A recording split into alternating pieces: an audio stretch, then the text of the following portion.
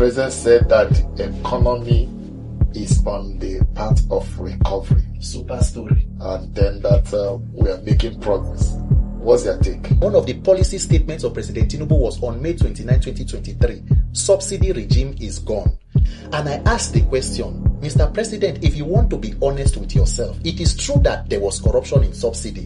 But the question is, between May 29th and today, October 2025, President Bola Ahmed Tinubu, how much have you saved exactly from fuel subsidy removal?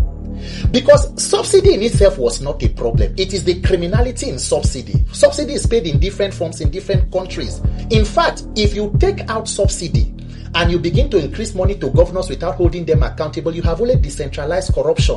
What you are telling us is that you have removed subsidy for the poor and are subsidizing the rich. So what is happening in Nigeria today is that we, the poor and average Nigerians, we are the subsidy for the wealthy, and you live in luxury. The president can come out and say he has turned the corner economically because, of course, his economy has improved. He bought a new presidential jet. He bought a presidential yacht. They budgeted money for SUVs for the office of the First Lady. They are installing solar panel in the presidency for billions. They renovated the vice president's house for about 20-something billion. They released money to the Senate to buy bulletproof vehicles for more than 160 billion. So their own economy has improved. The question is, the man on the street, how do we have stable power to even power your own small and medium scale enterprise?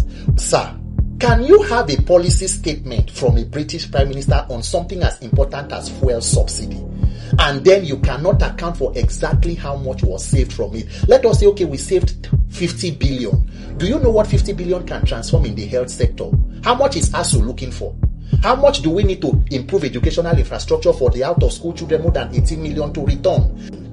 You were quoted as saying you vow that you ensure Akpabio is not re-elected in 2027. How do you intend to achieve this, and why do you feel paid by Akpabio's presidency of the Senate? Remember that there is even a case of a professor who conducted elections that somebody is the beneficiary of, who was sentenced to prison, and the person who was the beneficiary of the election is seated in the upper chambers of the National Assembly.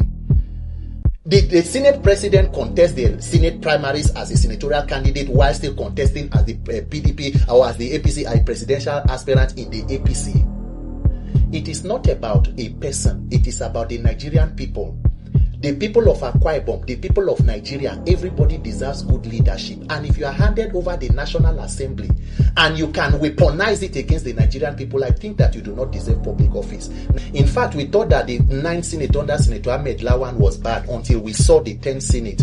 This current Senate is probably the most unproductive and probably useless to the Nigerian people.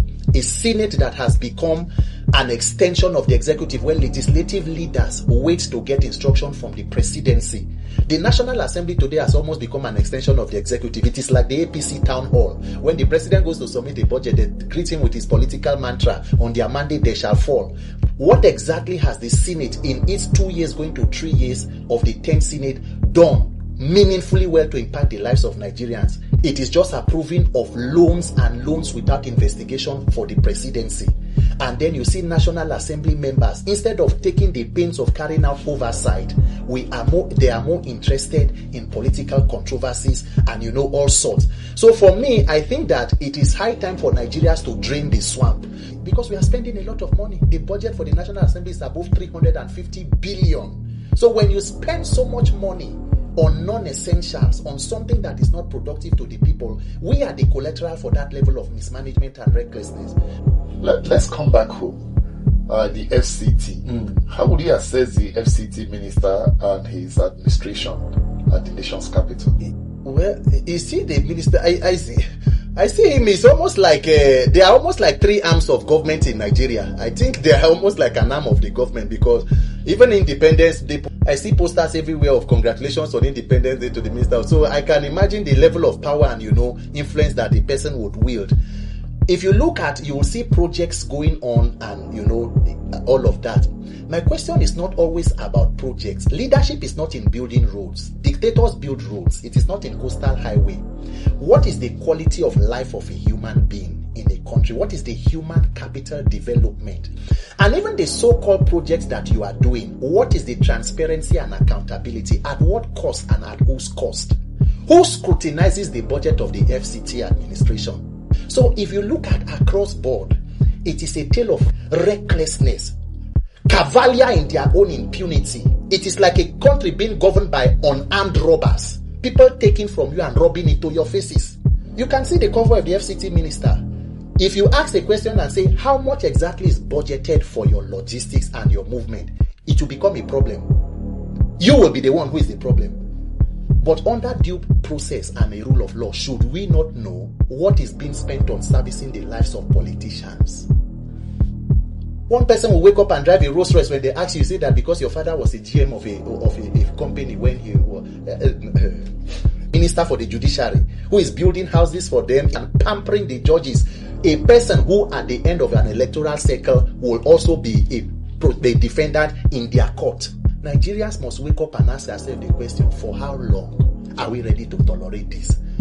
And what exactly needs to happen to motivate everybody to wake up and say, enough.